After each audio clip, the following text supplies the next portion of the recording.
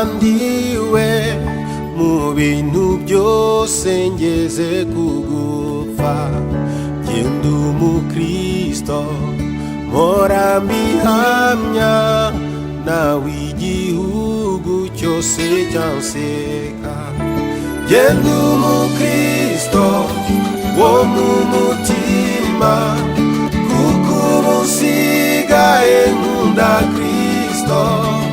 Icyatumye apfa yazize jyewe, nabuzwa n'iki kujya mukunda.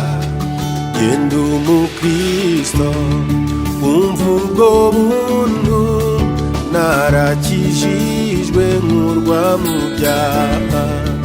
Genda umukristo naho naterwa n'ibyago nkaba no ku rugamba. Genda umukristo ndi umutabazi, mu ntambara ndasana n'ibyaha. Mfite umugaba n'umwami Yesu, nituba hamwe nzahora nesha.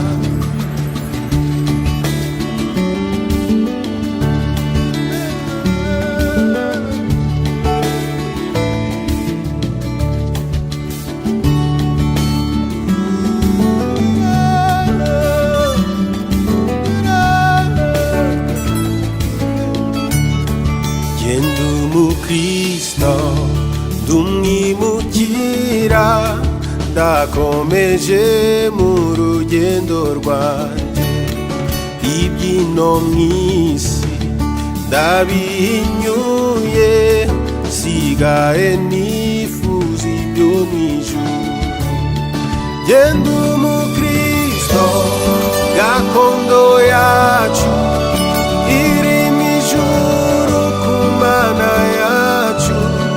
Nta nzara ibaye, nta n'imiruho, abaho bose baguwe neza. Genda umukristo gakondo yacu iri mw'ijuru ku Mana yacu.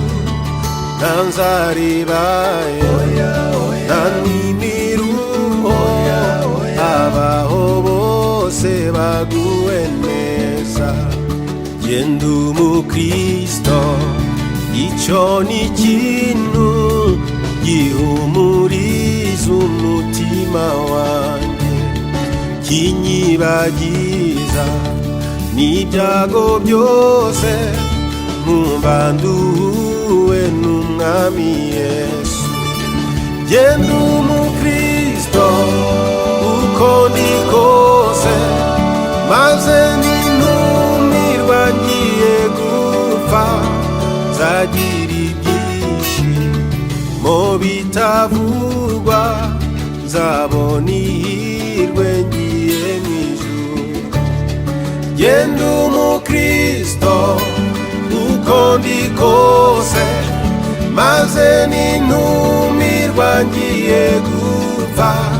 Nzagira ibyishimo bitavugwa, nzabona ihirwe ngiye mw'ijuru. Nzagira ibyishimo bitavugwa, nzabona ihirwe ngiye mw'ijuru. Nzagira ibyishimo bitavugwa, nzabona ihirwe ngiye mw'ijuru. Nzagira ibyishimo